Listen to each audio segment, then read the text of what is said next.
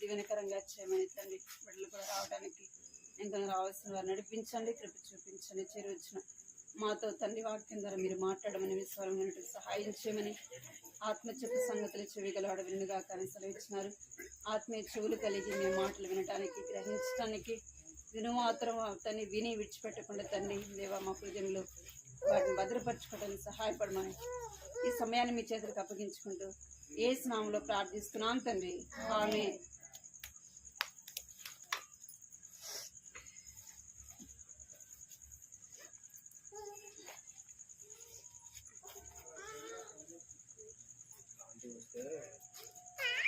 అయితే ఇది ఇక్కడ రాదు ఇంకా అంటే ఆంటీ వస్తే పడిపోకపోతే కొద్ది పైకి కట్టాలి అంతే.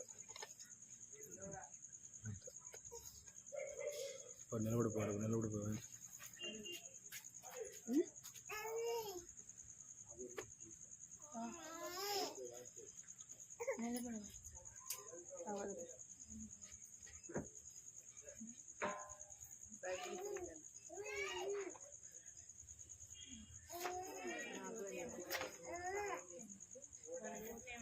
పాట సంఖ్య 120. పాట సంఖ్య 120. హృదయం అర్పించదను ప్రభునకు స్తుతి ప్రశంసలతో.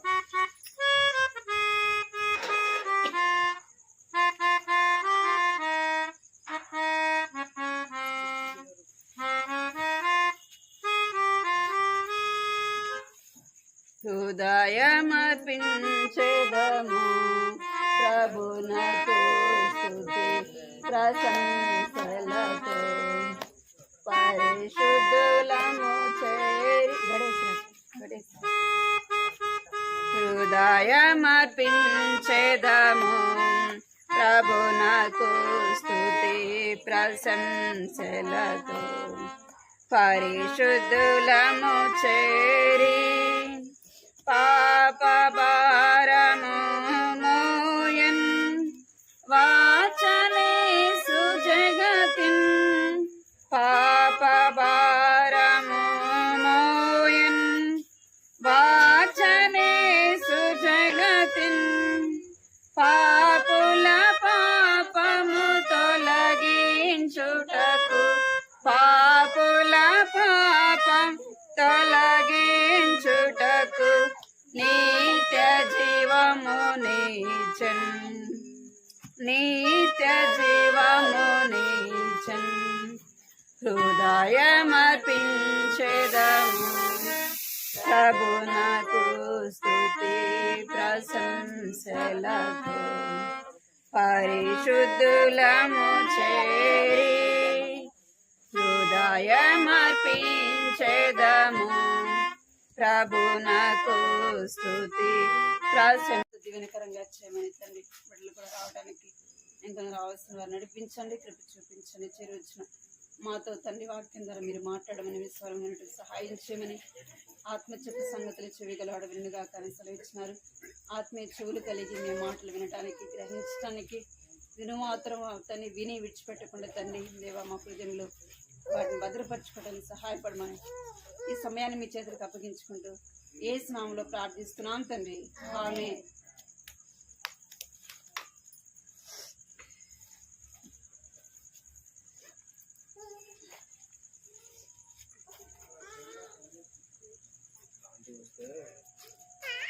అయితే ఇది ఇక్కడ రాదు ఇంకా అంటే ఆంటీ వస్తే పడిపోకపోతే కొద్ది పైకి కట్టాలి అంతే. నిలబడిపోవాలి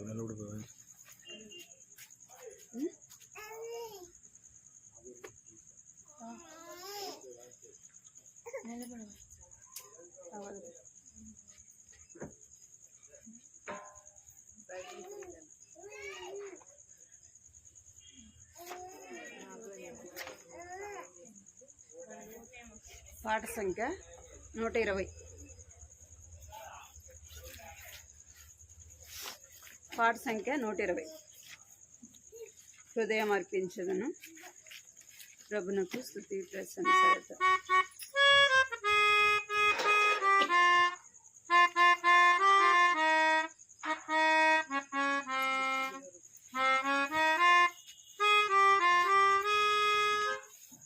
హృదయమర్పించెదము ప్రభునకు స్తుతి ప్రశంసలతో పరిశుద్ధులము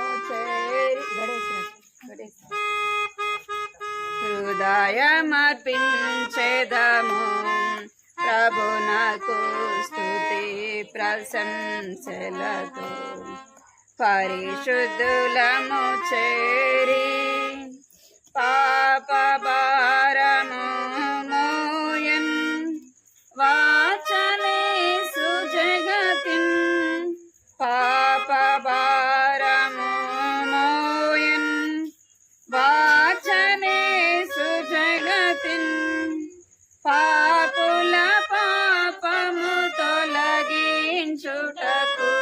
పాపుల పాపం తొలగించుటకు నిత్య జీవము నీచన్ నిత్య జీవము నీచన్ హృదయమర్పించెదము ప్రభునకు స్తుతి ప్రశంసలతో పరిశుద్ధులము చేరి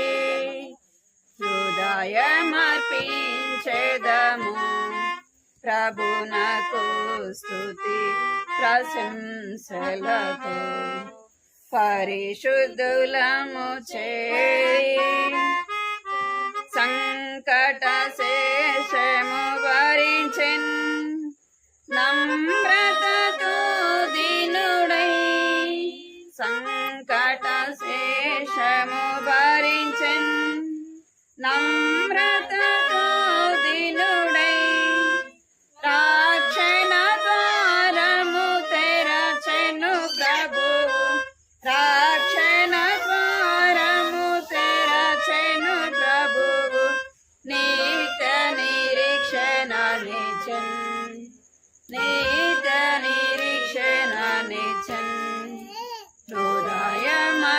హృదయమర్పించెదము ప్రభునకు స్తుతి ప్రశంసలతో పరిశుద్ధులము చేరి హృదయమర్పించెదము ప్రభునకు స్తుతి ప్రశంసలతో పరిశుద్ధులము చేరి ఆశ్చర్య పరలోక ప్రేమ పాపుల మగు మనకే ఆశ్చర్య పరలోక ప్రేమ పాపుల మగు మనకే తిరిగి వెళ్ళకు పాపము నాకు తిరిగి వెళ్ళకు పాపము నాకు నిలువకు పాపములో నిలువకు పాపములో హృదయమర్పించెదము ప్రభునకు స్తుతి ప్రశంసలతో పరిశుద్ధులము చేరి హృదయమర్పించెదము ప్రభునకు స్తుతి ప్రశంసలతో పరిశుద్ధులము చేరి అర్పించెదము ప్రభువా ఆత్మ ప్రాణ దేహం అర్పించెదము ప్రభువా ఆత్మ ప్రాణ దేహం కాపాడు మా జీవితముల కాపాడు మా జీవితముల ఇదే మా వినతి మారినది హృదయమర్పించెదము ప్రభునకు స్తుతి ప్రశంసలతో పరిశుద్ధులము చేరి హృదయమర్పించెదము ప్రభునకు స్తుతి ప్రశంసలతో పరిశుద్ధులము చేరి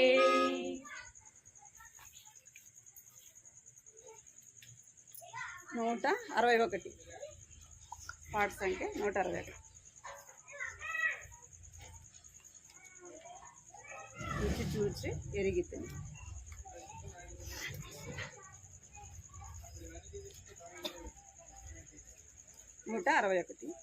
రుచి చూచి ఎరిగితిని యెహోవావు తమ్ముడని. రుచి చూచి ఎరిగితిని యెహోవావు తమ్ముడని.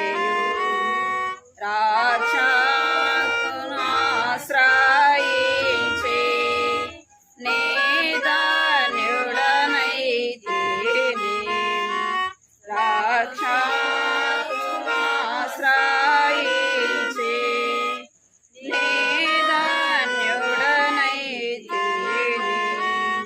రుచి చూచి ఎరిగితిని యెహోవావు తమ్ముడని. దేవుడావు నీవే స్తుతులకు పాత్రుడనీవే. గొప్ప దేవుడావు నీవే స్తుతులకు పాత్రుడనీవే. తప్పక ఆరాధింతును దయాళుడవు నీవే. తప్పక ఆరాధింతును దయాళుడవు నీవే. రుచి చూచి ఎరిగితిని యెహోవావు తమ్ముడనియు. రుచి చూచి ఎరిగితిని యెహోవావు తమ్ముడనియు. నా జీవితమంతయును యెహోవాను స్తుతించెదను. నా జీవితమంతయును యెహోవాను స్తుతించెదను. నా బ్రతుకు కాలములో నా దేవునికి కీర్తింతును. నా బ్రతుకు కాలములో నా దేవునికి కీర్తింతును. రుచి చూచి ఎరిగితిని యెహోవావు తమ్ముడని. రుచి చూచి ఎరిగితిని యెహోవావు తమ్ముడనియు. సంతోషింతు నెల్లప్పుడు కష్టాదుఃఖ బాధలలో. సంతోషింతు ఎల్లప్పుడు కష్టాదుఃఖ బాధలలో. ఎంతో నెమ్మదినిచ్చును నా రక్షకుడు యేసు.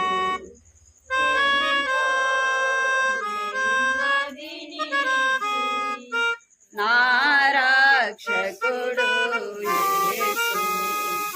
రుచి చూచి ఎరిగితిని యెహోవావు తమ్ముడనియు. రుచి చూచి ఎరిగితిని యెహోవావు తమ్ముడనియు. ప్రార్థింతును ఎడతెగక ప్రభు సన్నిధిలో చేరి. ప్రార్థింతును ఎడతెగక ప్రభు సన్నిధిలో చేరి.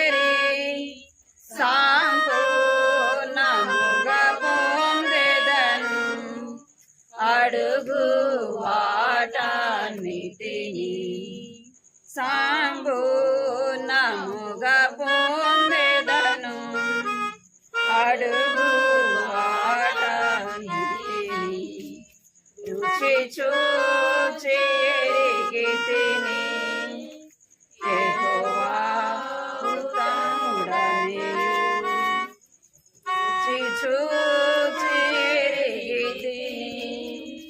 యెహోవా ఉత్తముడనియు కృతజ్ఞత చెల్లింతు ప్రతిదాని కొరకు నేను.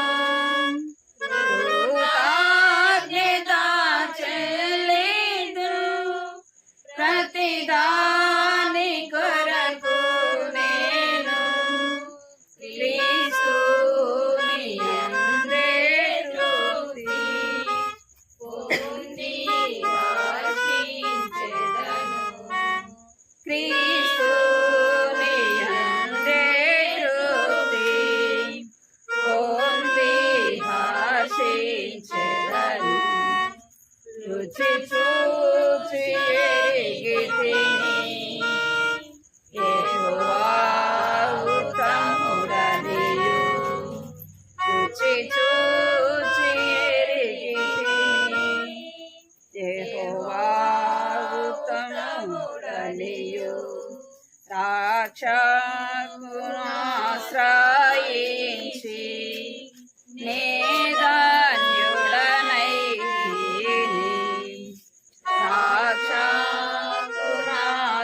రాక్షకునాశ్రయించి నే ధన్యుడనైతిని.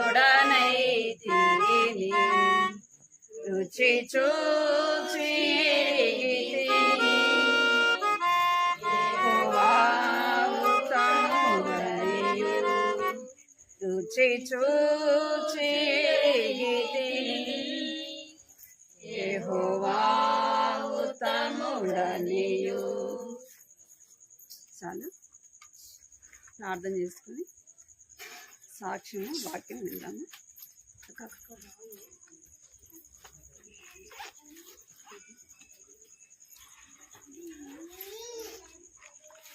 ఒక మాట ప్రార్థన చేసుకున్నాము. ఒక సాక్షి నిద్రగా కూర్చో.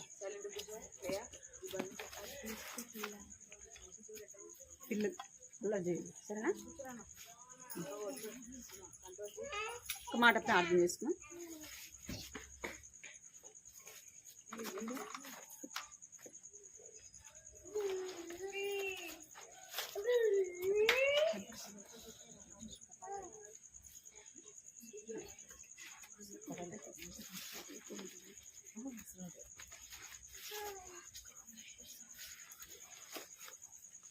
మోకరించండి, ప్రార్థన చేసుకున్నాము. ప్రార్థన చేసుకొని సాక్ష్యం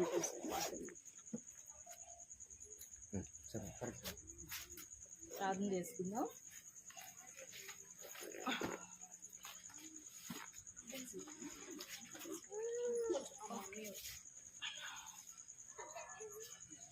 ప్రింగిల మొక్కల్లో తండ్రి, పరిశుద్ధమైన దేవ, నీ పరిశుద్ధమైన పాదములకు వందనాలు, స్తుతులు, స్తోత్రాలు చెల్లిస్తూ వస్తున్నాను. అయ్యా ఈ రోజంతట్లో మీ కృప చూపించినందుకే వందనాలు. నీ ప్రియ బిడ్డలతోనూ సిస్టర్స్ మీటింగ్లో నేను కూడా అయ్యా మా నాయన కూడి నీ నామం హెచ్చించుటకు, నీ నామం మా నాయన పూజించుటకు మీరు ఇచ్చిన తరుణాన్ని బట్టి మీకు వందనాలు, స్తోత్రాలు చెల్లిస్తూ వస్తున్నాను. ఎన్నిక ఏర్పాటు లేని దాన్ని, నీచురాన్ని, దౌర్భాగ్యురాన్ని, ఏ మంచితనం నాలో లేదు ప్రభువా. ఏదైనా ఉన్నదంటే కేవలం మీ ఉచితమైన కృప. దయగల తండ్రి నా నాయన, మీ కృప హస్తాల చేతనే నన్ను బలపరచండి. మీ సన్నిధిలో నిలిచి ఉన్నానని భయంతో వణుకుతో నా దేవా, నా పట్ల మీరు చేస్తూ వచ్చిన మేలుని నా నాయన నిన్ను నమ్మి నేను రక్షింపటకు ఏ విధంగా నాకు మీరు సహాయం చేస్తూ వచ్చారు. దయగల తండ్రి నా నాయన, నా ప్రియ సహోదరులతో పంచుకున్నట్టు మీరు ఇచ్చినందుకే మీకు వందనాలు, స్తోత్రాలు చెల్లిస్తున్నాను. నా నోరుకు మీరు బోరుగా ఉండండి. నా తలంపులు మా నాయన, నా ఆలోచనలు కాదు, సమస్తము మీ చిత్తానికి మీ కృప కప్పు చెప్పుకుంటూ వస్తున్నాను. నన్ను మరుపరచండి, కృప చూపించండి, కనికరించమని ప్రార్థిస్తున్నాను. నన్ను మీరు ఎరిగిన దేవుడివై ఉంటున్నావు. నన్ను పూర్తిగా కాలిచ్చి మీ మాటలు నా యందు ఉంచి మీరేమో నాకు బోరుగా ఉంటూ రమ్మనుకోవచ్చు. నన్ను సమస్తం మీ స్వాధీనం చెప్పుకుంటూ నన్ను తగ్గించుకుంటూ మీ నామం హెచ్చిస్తూ నా ప్రియ రక్షకుడైన యేసుక్రీస్తు ప్రశస్తమైన ఉన్నతమైన నామంలో ప్రార్థించి స్తుతించి అడిగి వేడుకుంటున్నాం తండ్రి. ఆమేన్.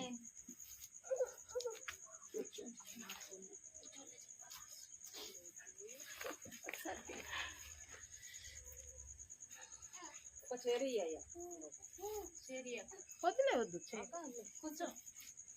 అన్నయ్య రికార్డ్ చేసుకుంటున్నాను. లైటింగ్ జరుగుతుంది. ప్రభు నామున మీకందరికి నా యొక్క వందనాలు. నా పేరు మేరీ ఫ్లారెన్స్. నేను క్రైస్తవ కుటుంబంలోనే పుట్టాను. దేవుడు నన్ను క్రైస్తవులు, మా నాన్నగారు మా అమ్మగారు క్రైస్తవులే. వారు మమ్మల్ని చిన్నప్పటి నుండి సండే స్కూల్కి మందిరానికి తప్పక పంపించేవాళ్ళు. ఆదివారం వస్తే మాకు మందిరమే మా ఇల్లు. ఆ విధంగా నేను జీవిస్తూ వచ్చాను. నా జీవితంలో నాకు వచ్చిన టీనేజ్ దాకా, అంటే 14-15 దాకా నాకు టీవీ అంటే చచ్చే పిచ్చి. ఎందుకంటే ఎక్కడ ఉన్నా కూడా వెళ్ళిపోతూ ఉండేదాన్ని. ఆదివారము మందిరానికి వెళ్ళేదాన్ని. ఆదివారం సాయంకాలం వస్తే అది వరకు దూరదర్శన్ ఉండేది, సినిమాలు ఉండేవి. ఆదివారం ఎక్కడికి వెళ్ళిపోయినా అప్పుడే కొత్తగా టీవీలు రావటం, ఎక్కడికి వెళ్ళిపోయినా దానికి ఆకర్షణీయురాలుగా అవుతూ వచ్చాను నా చిన్నతనం నుండి. టీవీ ఇంట్లో ప్రేయర్ ఉండేది, బైబిల్ చదువుకునే వాళ్ళము. నామకార్థమైన జీవితంలో నేను జీవిస్తూ వచ్చేదాన్ని.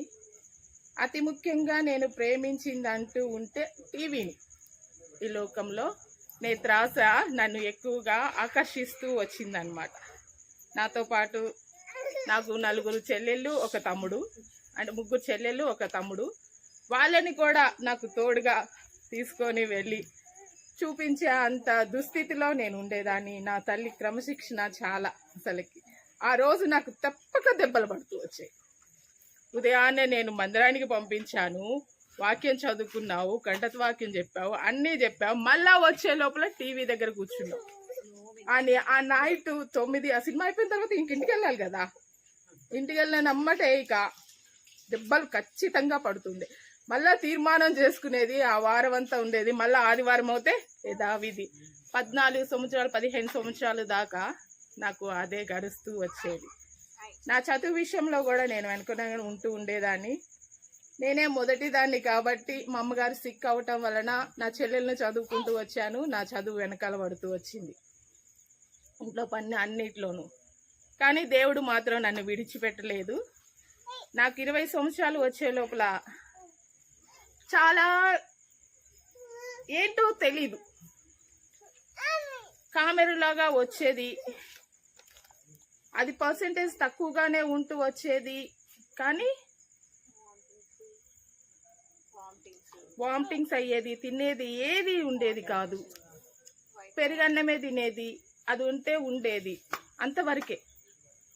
నాకు 20 సంవత్సరాలు వచ్చిన తర్వాత నాకే ఏమైందో తెలీదు. వెళ్ళ నుండి మందులు, నాటు మందులు, ఇంగ్లీష్ మందులు అన్నీ. ఇక నాకు అర్థమైపోయింది, ఏ మంత్ వెళ్ళి చెకప్ చేసుకున్నా కామెర్లోకి ఆ మంత్ అట్లాగే ఉంటూ వచ్చేది. అలాగా 6 months జరిగిపోతూ వచ్చింది. పెద్ద పెద్ద హాస్పిటల్ తిరుగుతూ వచ్చాను. దేవుడు నన్ను మాత్రం విడిచిపెట్టలేదు. ధైర్యం మాత్రం ఉండేది. ఎట్లా ఉన్నా కూడా ధైర్యం మాత్రం ఉండేది. ధైర్యం మాత్రం ఉండేది. నేనైతే కనిపెడుతూ వచ్చాను. ఇంకా నా పరిస్థితి అయిపోయింది. అయితే నా జీవితం అంతా చూసుకుంటే నేను లోబడే స్వభావం కాదు.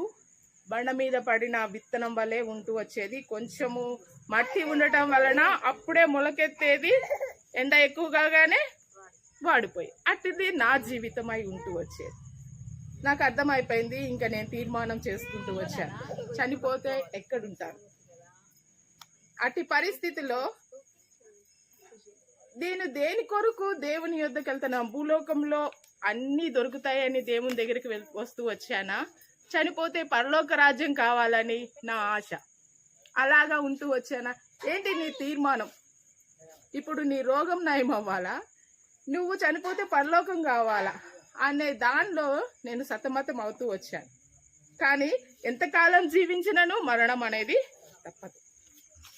అలాంటప్పుడు దేవుడు నాతో మాట్లాడుతూ వచ్చాడు 2001లో. ఇక నేను తీర్మానం చేసుకుంటూ వచ్చా, బ్రతికిస్తే చనిపోతే నాకు పరలోక రాజ్యం కావాలి, పరలోక రాజ్యం కావాలి.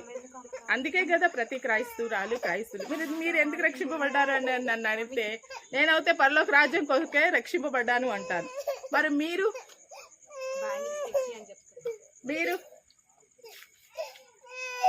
అది ఈ లోకంలో మేలు కొరక లేకపోతే సౌకర్యాల కొరక? ఒక్కసారి నేను పరీక్షించుకుంది అది. మా అమ్మగారు మా కొరకు చాలా ప్రార్థన చేస్తూ వచ్చేది. నేను తన దగ్గర నుండే నేర్చుకున్నా, కానీ చెవుని పెడుతూ వచ్చాను. కానీ తన ప్రార్థనలు అసలుకి దేవుడు కొట్టివేయలేదు, పట్టుకున్నాడు నన్ను. పట్టుకొని అప్పుడు తీర్మానం చేసుకొని బాప్టిజానికి సిద్ధపడుతూ వచ్చాను. సిద్ధపడి 2010లో 2001లోనే నేను బాప్టిజం తీసుకున్నాను. దేవుడు కాయిచూ వచ్చాడు. నా బాప్టిజం వాగ్దానం బట్టి నన్ను దేవుడు బలపరుస్తూ వచ్చాడు. ఇర్మియా 18:16-17.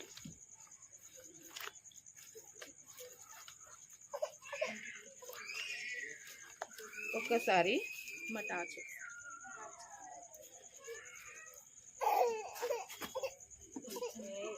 18.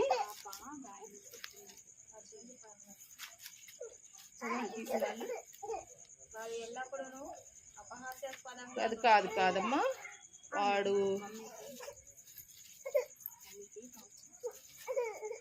నీటి కాలువన ఎవరన్నా నాటబడిన చెట్టు వలె ఉండును.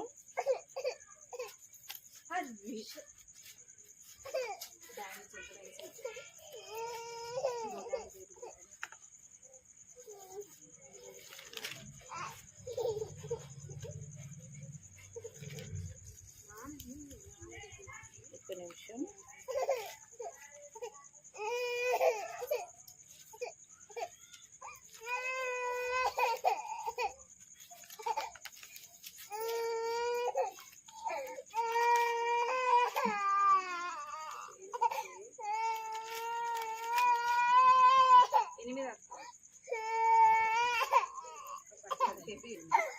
పదిహేడు 8.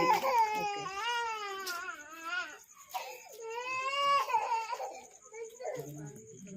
వాడి జలముల ఎద్ద నాటబడిన చెట్టు వలె నుండును. అది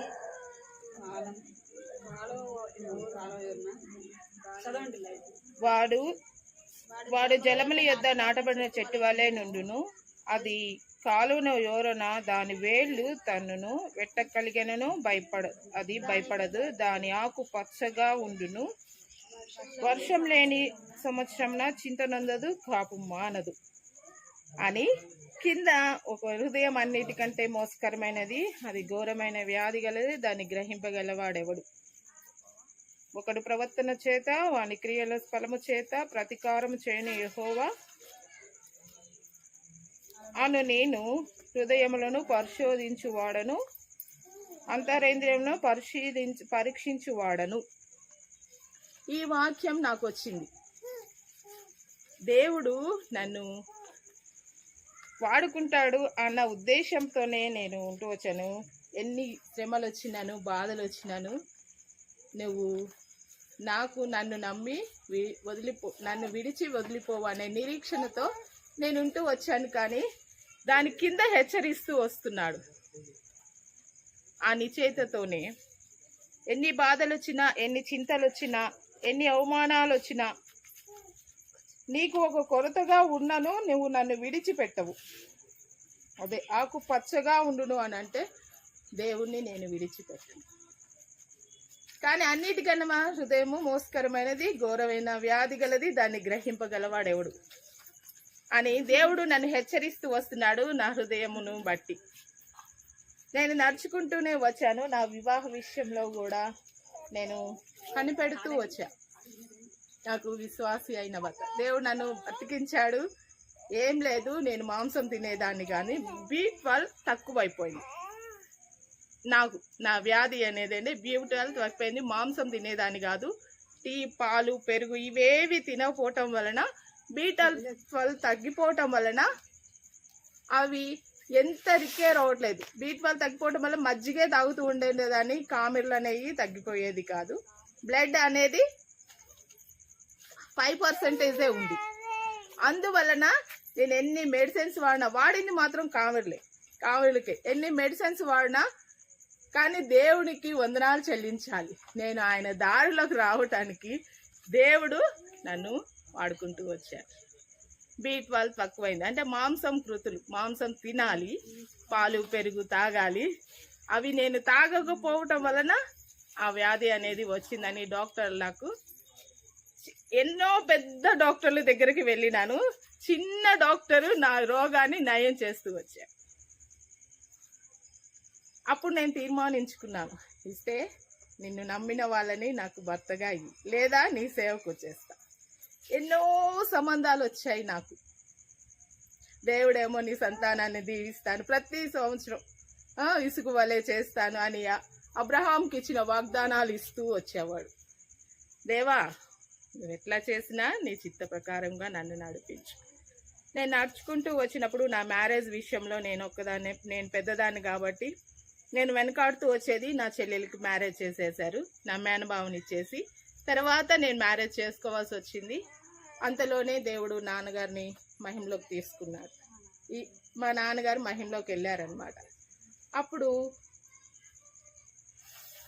ఇక భారం అంతా నాదే ఉంది. నేను వెళ్తేనే ఇంకా మిగతా వాళ్ళు వెళ్ళాలి. ఇప్పుడు దాకా ఈ వస్తువు వచ్చిన తరుణాలని నచ్చలేదని పంపించేస్తూ వచ్చాను. మ్యారేజ్ విషయంలో కూడా దేవుడు కృప చూపించాడు. విశ్వాసి దొరకలేదు, అవిశ్వాసి దొరికాడు. ఇక బలవంతాన చేసుకోవాల్సి వచ్చింది. నేను చేసుకున్న తీర్మానాలను పక్కన పెట్టాల్సి వచ్చింది. దేవుడు చెప్తూ వచ్చాడు, విశ్వాసికి దేవుడు లేదు ఎక్కడ అనేసి. నేను చెప్తూ వచ్చాను, నేను చేసుకోను అంటే లేదు, చేసుకోవాల్సిందే. నాన్నగారు మహిమలోకి వెళ్ళిన తర్వాత 1 సంవత్సరానికే చేసుకోవాలి, లేకపోతే 3 సంవత్సరాల తర్వాత చేసుకోకూడదు.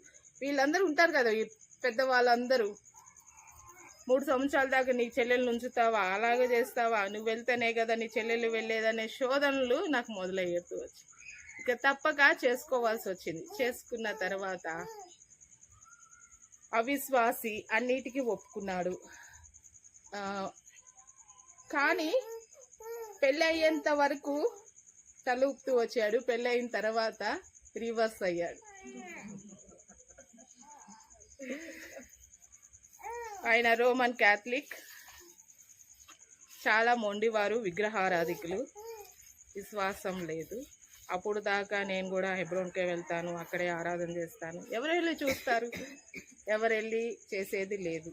గవర్నమెంట్ ఉద్యోగస్తుడు, టెంపరవరీ ఉద్యోగస్తుడైనా కూడా ఎవరు వెళ్ళి చూసినా కూడా అంత అనుభవం లేని నా తమ్ముడు, మా బావగారు వాళ్ళందరూ క్రిస్టియనే అనే ఉద్దేశంతో చేసేసారు. చేసిన తర్వాత ఇక రివర్స్ అయ్యాడు. నేను ఎప్పుడు చర్చికి మీరు తీసుకెళ్తాను అప్పుడే వెళ్ళాలి, నువ్వు వెళ్ళటానికి వీల్లేదు. ఇంట్లోనే ఇక ఆయన డ్యూటీకి వెళ్ళిపోయాడు.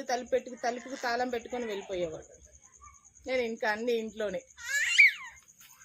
2 రోజులకు 3 రోజులకు వచ్చేవాడు. వచ్చేటప్పుడు 1 కేజీ బియ్యం, కూరగాయలు 1 వారానికి, అది ఒకటే రకం 1 కేజీ తీసుకొచ్చి ఇంట్లో పెట్టేవాడు, వెళ్ళిపోయేవాడు. మళ్ళీ వారానికి వచ్చేవాడు. ఆ విధంగా జరుగుతూ వస్తుండగా నేను ఇంకా ఇంట్లోనే ఉండి ప్రార్థన చేసుకుంటూ ఉండేదాన్ని. నిజమే ప్రభా, నీకు నేను నిలబడలేదు నేను చేసిన తీర్మానానికి. విశ్వాసికి లేదంటూ వచ్చా. నేను విశ్వాసనని నీ సన్నిధిలో ఎదుగుతూ వచ్చాను, అవిశ్వాసం చేసుకున్నాను. ఇప్పుడు నేను అటు తిరగలేను, ఇటు తిరగలేను. నేను తప్పు చేశాను. ఇప్పుడు నేను సరిదిద్దుకోవాలి. ఆయన మారేటట్టు లేడు, వినేటట్టు లేడు. దేవుడు ఎన్నో విధాలుగా నన్ను పరీక్షిస్తున్నాడో, నా విశ్వాసాన్ని బలపరచాలని చూస్తున్నాడో, నేను పడిపోతానని నాకు శత్రువు చేయాలని చేస్తూ వచ్చిందో తెలియదు, కానీ ఆ విధంగా ఎంతో బాధలు పడుతూ వచ్చేవాడు. ఒకసారి అమ్మ మెడిసిన్స్ కోసం అని విజయవాడ వస్తే డోర్స్ వేసి లాక్ చేస్తూ ఉన్నాయి. తమ్ముడు రివర్స్ వెళ్ళిపోతూ ఫోన్ చేశాడు, అక్క నేను వచ్చాను, నువ్వు లేవేంటి ఇంట్లో అని అంటే, నేను ఇంట్లోనే ఉన్నా, మీ బావ తాళం వేసుకొని డ్యూటీకి వెళ్ళిపోయాడు, ఇట్లా జరుగుతుంది అని అంటే నాకు ఒక్క ఫోన్ కొట్టాను, ఫోన్ లేదు. ఆ విధంగా నేను ఉంటూ వచ్చినప్పుడు వచ్చి ఆ 2 రోజులు 3 రోజులు ఆయన వచ్చేదాకా నిలబడి, ఏంటి బావా ఇదైనా అడిగితే ఇంతే, ఇక వస్తే మా ఊరు రమ్మను, లేకపోతే లేదు. సరే మీ ఊరు వస్తాను, అక్కడ అందరూ తాగుబోతులు, ఈయన వారానికి వస్తారు. సేఫ్టీ లేదు బావా మా అక్కకి, నీకే కావాలి అని అంటే అన్ని సదుపాయాలు ఇచ్చి నేను ఇక్కడే ఉంచుతాను, లేదు. అలా అలా అలా జరుగుతూ జరుగుతూ జరుగుతూ ఇంతలో నా చెల్లెళ్ళ పెళ్ళిళ్ళు కూడా అయిపోతూ వచ్చాయి. అన్నిట్లోనూ దేవుడు మాకు సహాయం చేస్తూ వచ్చాడు. నన్ను మా తమ్ముడు ఉంచనని పుట్టింటికి తీసుకొని వచ్చాడు. ఇక వస్తాడు అంటే ఇక రావట్లేదు, ఇక లేదు. డివోర్స్ నోటీస్ వచ్చాయి.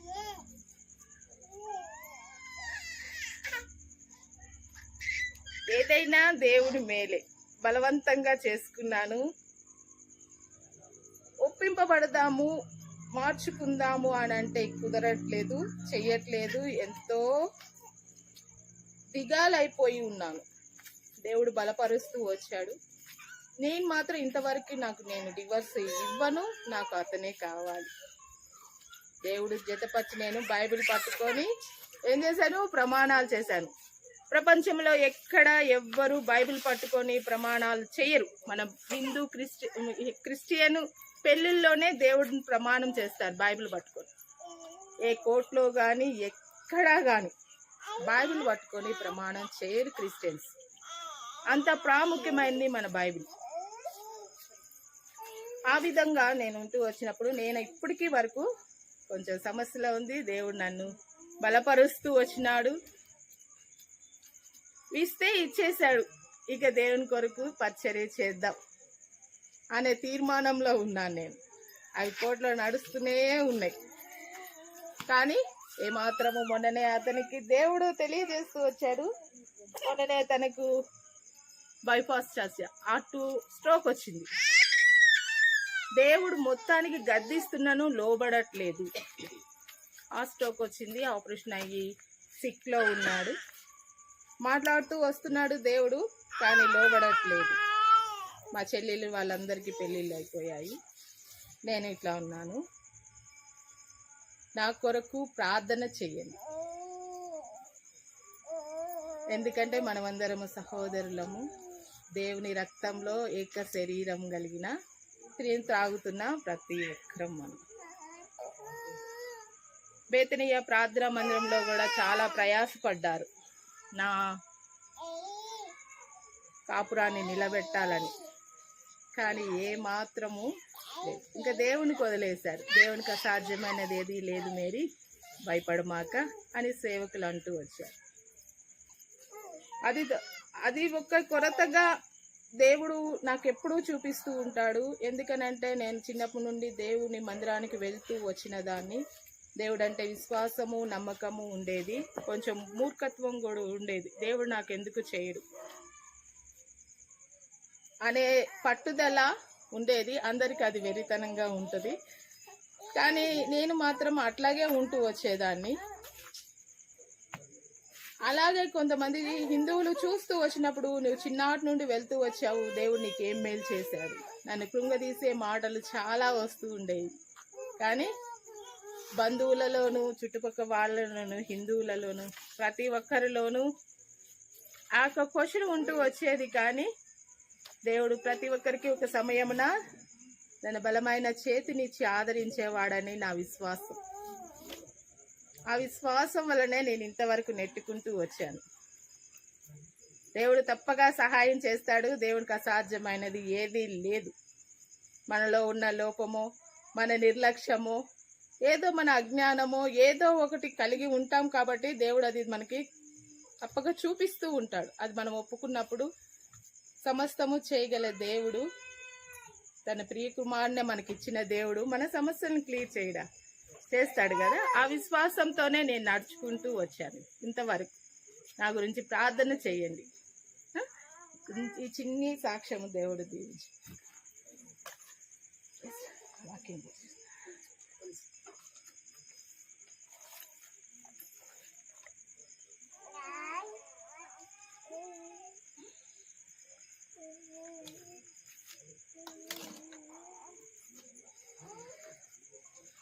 ఒక చిన్ని వాక్యం చూసుకుందాం. ఎవరి గురించి అనంటే దావీదు తల్లి గురించి. బైబిల్లో ఎక్కడా లేదు దావీదు తల్లి గురించి. దావీదు అంత విధంగా బలంగా వాడబడటానికి కారణం ఏది? దావీదు ఎన్నిక లేనివాడు, చివరివాడు, గొర్రెలు కాచుకునేవాడు దావీదు. అడవిలో తిరిగేవాడు, అక్కడే సంచరించేవాడు. అలాంటి దావీదును, యెషయా కుమారుడైన దావీదును ఎంచుకొనుటకు సమూయేలును పంపించాడు దేవుడు. అతి యోగ్యత దావీదుకి ఏ విధంగా వచ్చింది? తండ్రి ఎన్నిక లేనివాడుగా చూస్తాడు యెషయా కుమారుడైన దావీదుని. కానీ తల్లి ద్వారా దావీదుకు వచ్చినట్టుంది. తల్లి గురించి బైబిల్లో మరుగు చేయబడుతూ వచ్చింది దావీదు తల్లి గురించి. ఆమె ఒక గొప్ప విశ్వాసురాలు. ఆమె చేతనే తను ఇంత గొప్పగా దేవుడుని అంగీకరించటానికి సాధనం అవుతూ వచ్చింది. స్త్రీలలో మనము ఎలాగా ఉంటున్నాము మన పిల్లల ఎడల? రాజు అవుటకు దావీదునుగా సిద్ధపరుస్తూ వచ్చింది దావీదు తల్లి. అది ఒక్క విషయాన్ని మనం చూసుకుందాం. దావీదు తల్లి ఏ విధంగా దావీదుని సిద్ధపరుస్తూ వచ్చింది. దావీదు నీ సేవకుడైన యెషయా కుమారుణ్ణి అని అనట్లేదు, నీ సేవకురాలైన కుమారుణ్ణి అంటున్నాడు. ఒక వచనం చూసుకుందాం.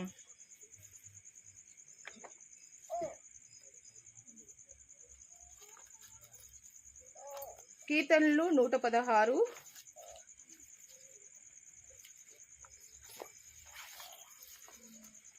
16. యెహోవా, నేను నిజంగా నీ సేవకుడను, నీ సేవకురాలు కుమారుడనై ఉన్నాను. నీవు నా కట్లు విప్పి ఉన్నావు. చదువు. నేను నీకు కృతజ్ఞతార్పణ నర్పించదను, యెహోవా నామమున ప్రార్థన చేసేదను. ఆయన ప్రజలందరి ఎదుటను, యెహోవా మందిరపు ఆవరణంలోను, యెరూషలేమా నీ మధ్యను నేను యెహోవాకు నా మొక్కుబళ్ళు చెల్లించేదను. ఇక్కడ ఏమంటూ వస్తున్నాడు? నీ దాసుడైన యెషయా కుమారుణ్ణి అనట్లేదు. ఏమంటున్నాడు? యెహోవా నీ సేవకురాలైన కుమారుడను నేను. ఈ సేవకురాలు కుమారుడు ఎవరు? ఆమె తల్లి ఎవరు? దావీదు తల్లి. అందుకు దావీదు వంశావళిలో నుండి వచ్చుటకు యేసు ప్రభు ఇష్టపడుతూ వచ్చాడు. అంతగా దావీదుని హెచ్చిస్తూ వచ్చాడు. దావీదు తల్లి అంతగా వాడబడుతూ వచ్చినది. కొంతమందిని దేవుడు బైబిల్లో మరుగు చేస్తూ వస్తాడు. ఎవరిని బట్టి? వాళ్ళ కుమారుల్ని హెచ్చించుతున్న బట్టి, వాళ్ళ కుమారుణ్ణి చూపించటం బట్టి. దావీదు తల్లి దావీదుకు చిన్ననాటి నుండి చెప్తూ వచ్చాడేమో, అయ్యా నువ్వు ఈ విధంగా ఉండాలి, దేవునికి ఎక్కువగా గణపరుస్తూ ఉండాలి. దావీదు తల్లి తనకు పెట్టిన భోజనాలు బట్టి దావీదు అంత బలవంతుడు అవుతూ వచ్చాడు. దావీదు తల్లి దావీదుకు చెప్పుట వలన సితారాను వాయిస్తూ మందలను మేపుతూ వచ్చాడు. ఎంతో ఉన్నతంగా తీర్చిదిద్దుతూ వచ్చింది దావీదు తల్లి. అదే విధంగా హన్నాను కూడా చూసుకుందాం. హన్నా సమూయేలుని ఏ విధంగా పెంచుతూ వచ్చింది? సమూయేలుని చిన్నప్పటి నుండి మ్రొక్కుతూ వచ్చింది. నాకు ఒక కుమారుణ్ణి ఇస్తే నేను నీకు ఆ కుమారుణ్ణి నీకు ప్రతిష్ఠిస్తూ వస్తాను. కుమారుణ్ణి ఇచ్చినప్పటి నుండి 3 సంవత్సరముల ప్రాయం కలిగిన వాడంట సమూయేలు. ఏలియా దగ్గరికి తీసుకొచ్చినప్పుడు ఏలియాకి పరిచయం చేసుకుంటూ వచ్చింది అన్న. అయ్యా, నేను పిల్లలు లేనప్పుడు నీ మందిరంలో ఇట్లా గోజాడుకుంటూ వచ్చాను. నువ్వు వచ్చే సంవత్సరం కల్లా ఒక కుమారుని కంటావని నాకు వాగ్దానం ఇచ్చావు. నీ నోటి పలపు చేత నేను ఒక కుమారునికి జన్మనిస్తూ వచ్చాను. అప్పుడు మ్రొక్కుకుంటూ వచ్చాను. ఇప్పుడు 3 సంవత్సరాల ప్రాయం కలిగిన వాడైనాడు. నేను ఈ కుమారుని దేవునికి ప్రతిష్ఠిస్తున్నాను. ఆ మాటలు విని సమూయేలు అక్కడే మొక్కుతూ వచ్చాడంట. వాక్యం చూసుకుందాం. 1 సమూయేలు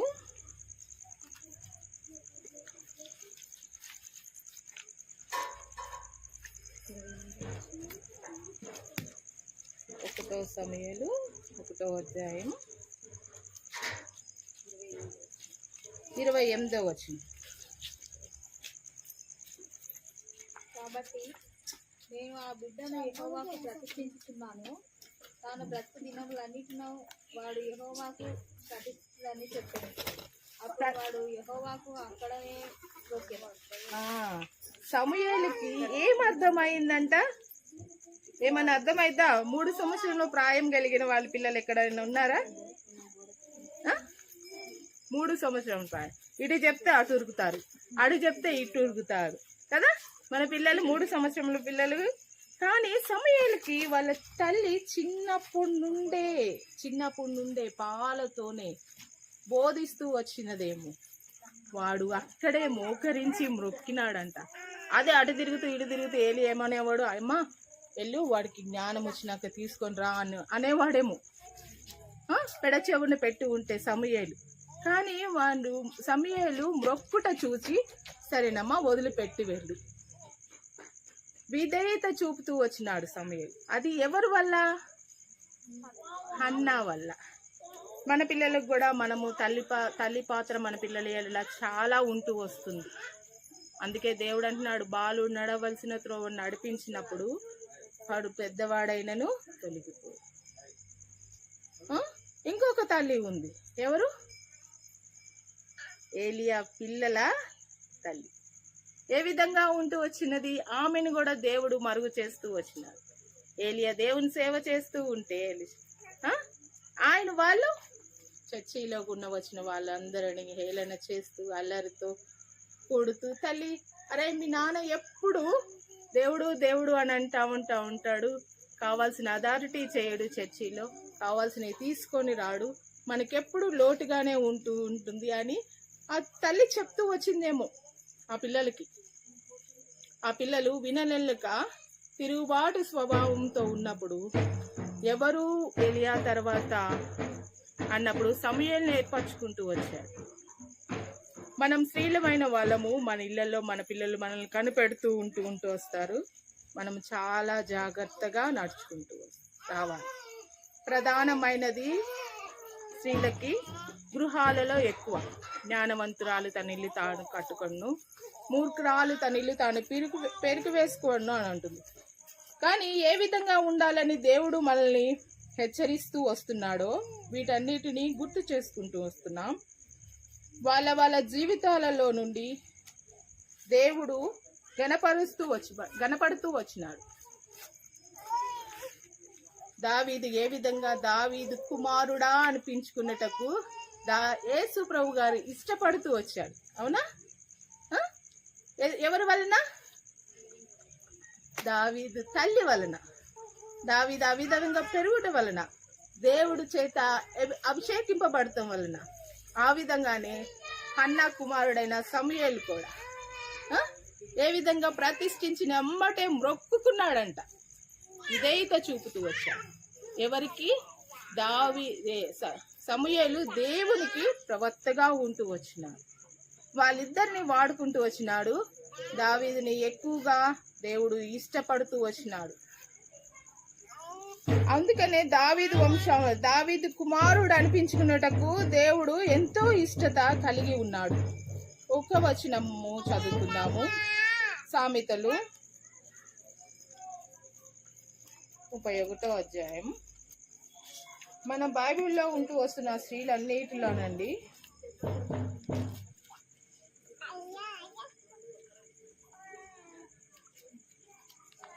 ఏ విధంగా స్త్రీ ఉండవలని అనేది మనకి నేర్పిస్తూ వచ్చినాడు. ఏ విధంగా ఉంటే మనము వర్ధిల్లబడుతూ వస్తామో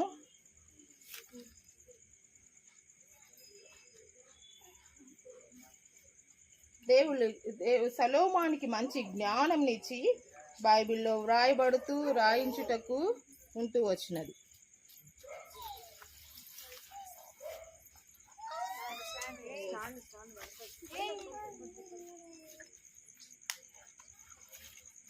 ఇరవై 21 తన ఇంటి వారికి చలి తగలకుండా భయపడదు.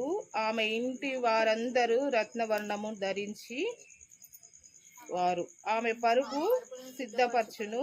ఆమె బట్టలు సన్నని నారబట్టలు, రక్తవర్ణపు వస్త్రములు. ఆమె పనిమిటి అతిచ్చాడమ్మా 18 ఇచ్చాడు. ఆ రాత్రి వేళ ఆమె దీపము ఆరిపోదు. ఆమె పెందల ఆమె పంటను చేత పట్టుకొనను, తన వేళ్లతో కదురు పట్టుకొని పడుకును. దీనులకు తన చెయ్యి చాపును, దరిద్రులకు తన చేతులు చాపును. తన ఇంటి వారికి చలి తగులునని భయపడదు. ఆమె ఇంటి వారందరూ రక్తవర్ణ వస్త్రములు ధరించిన వారు. ఆమె పరుపులను సిద్ధపరచుకొనును. ఆమె బట్టలు సన్నని నారబట్టలు, రక్తవర్ణపు వస్త్రములు. ఆమె పెన్మిటి దేశపు పెద్దలతో కూడా కూర్చుండును. 18 చదువమ్మా. 18 చదువు. తన వ్యాపార లాభము అనుభవముచే తెలుసుకొనును. రాత్రి వేళ ఆమె దీపము ఆరిపోదు. ఆమె పెందెల ఆమె పంటను చేత పట్టుకుని రాత్రి వేళ ఆమె దీపము ఆరిపోదు. అనుభవపూర్వకంగా ఆమె తెలుసుకొనును. ఎవరు చెప్తే కాదు, వాళ్ళకి ఆమెకు కలిగిన దానిని బట్టి ఆమె తెలుసుకొని రాత్రి వరకు ఆమె దీపం ఆరిపోకుండా ఆమె పని చేస్తూ వచ్చింది. మేము పనులకు వెళ్తున్నాము, చేస్తున్నాము, చెందుతున్నాము, మాకెక్కడ ఉంటుంది సమయము అనేది కాదు. మన పిల్లల కొరకు మనము రాత్రి వరకు దీపం మారిపోదు అని అంటే ఆమె దేవుని యందు మొరపెడుతూ ఉండొచ్చు, పనులు చేసుకుంటూ వచ్చు. దేవుడు అంటూ వచ్చే మీ పిల్లల కొరకు చేతులెత్తి అర్ధరాత్రి మొదలుకొని ఎక్కువ తెల్లజాముల ప్రార్థన చేయమని ఉంటూ వస్తుంది వాక్యం. మన మహిళమై ఉండి స్త్రీలమై ఉండి మన పిల్లల కొరకు ఆ విధంగా మనం నడుచుకుంటూ రావాలి. ఎవరి కొరకు సిద్ధపరుస్తాం మన పిల్లల్ని? దేవుని కొరకు. ఆది గురువు తల్లి. తల్లి చాలా ప్రాముఖ్యమైన పాత్ర బైబిల్లో ఉంటూ వస్తుంది. మన జీవితాలలో కూడా మనం అది నేర్చుకొని మన పిల్లలకు నేర్పించాలి. ముఖ్యంగా సమూయేలు విషయంలోను, దావీదు విషయంలోను ఏ విధంగా అయితే వాళ్ళ తల్లులు వాళ్ళ పాత్రను పోషిస్తూ వచ్చినారు. మన జీవితంలో కూడా మన పిల్లలకి అదే నేర్పించినవి ఉంటూ వస్తుంది. ఈ చిన్ని మాటలు దేవుడు దీవించిన గాక. ప్రార్థన చేసుకున్నాం. ఒక్కరి ప్రార్థన చేయండి. విన్నారు కదా, ముగ్గురు తల్లులు చూసినాం కదా. చెప్పండి, ముగ్గురు ఎవరు?